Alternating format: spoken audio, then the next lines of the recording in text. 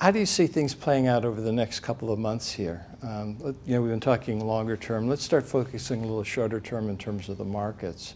And we haven't said anything about Europe. I know you don't travel to Europe that much, but obviously it's been a center of attention for quite some time now because of the Greek situation as well as the other periphery Euro countries. Let's start with the Euro. What are your thoughts there? Well, I've long said that the dollar is an IOU nothing on the part of a bankrupt government. But the euro is even worse. It's a who owes you nothing on the part of a bunch of bankrupt governments that won't take responsibility for it. So that's very bad, what's going to happen to the euro. And Europe itself is highly problematical. It's constipated, it's socialized, it's highly taxed, highly regulated. It has the wrong philosophical values. It's been going downhill since World War I. Europe is going to be no more than a petting zoo for the Chinese. It's going to be a source of maids and houseboys for them. So Europe is a write-off as far as I'm concerned. That's not even counting the demographic collapse that they're experiencing, except among the Muslim population, which is not integrating with the rest of Europe. And that's a potential sociological time bomb. So I'm very bearish on all of Europe, actually. The euro will break up? Oh, that's unquestionable that it's going to happen. And they talk about, should we bail Greece out, should do this, that, the other thing. The only answer for Greece is just what I said I'd do for the U.S. Sure, they should default on that debt, okay? The thing with defaulting, a government defaulting on its debt, is you got to remember the real wealth in the world still exists. The buildings and the technologies and the skills that people have, that doesn't vanish.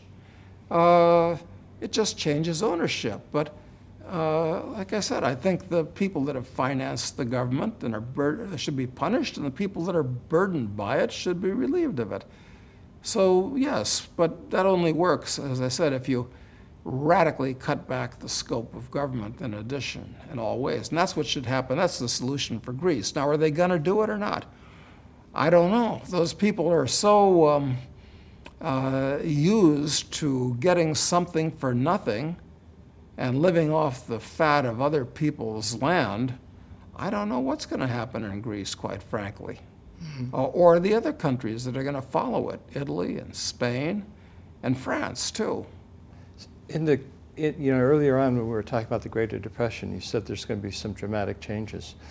Is default by governments throughout Europe going to be part of that dramatic change? Because it's not just Greece that's in trouble. You know, Italy doesn't have the financial capacity to repay its debts. Spain's questionable. The banking system throughout most of Europe is insolvent. And actually what's true in Europe is also true in the United States. There's no way the U.S. is ever going to repay its debt, as we were discussing. So is government default, do you think, going to be part of that element that you see as dramatic change in the Greater Depression? Well, actually, I hope so. I actually hope so. But I think it's going to go way beyond just government default, because most of the countries in the world are artificial constructs. This is even true in Europe. I mean, when Czechoslovakia broke up into the Czech Republic and Slovakia, it was peaceful and inevitable and the shape of things to come. When the Soviet Union broke up into 13 countries, but Russia itself should break up into several more. It's an artificial empire, hodgepodge. Yugoslavia broke up. The same could happen to regions of the oldest countries in Europe that have been together. France, could happen in Spain with the Basques. It could even happen in the UK with the Welsh and the Scots.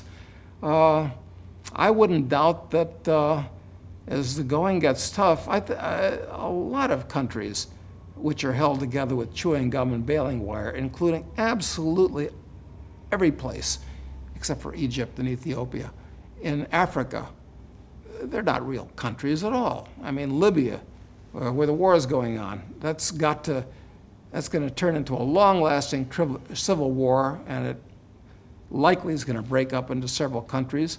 All these countries, the Congo and Angola and Nigeria, none of them are real countries. They were drawn in the boardrooms of Europe, and the same is true all through Asia.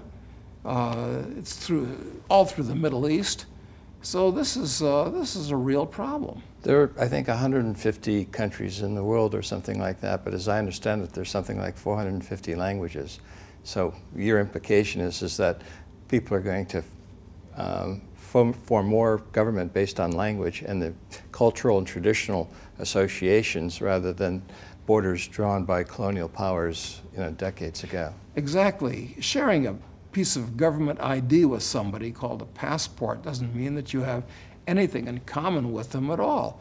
As a matter of fact, chances are that your fellow citizen in some nation state, chances are better that he's going to be your enemy than some guy living in Turkmenistan, because the guy living in the US or Australia, chances are, he's living off of your taxes. He's an active danger to you. He's voting for some politician that wants to make your life restricted and miserable.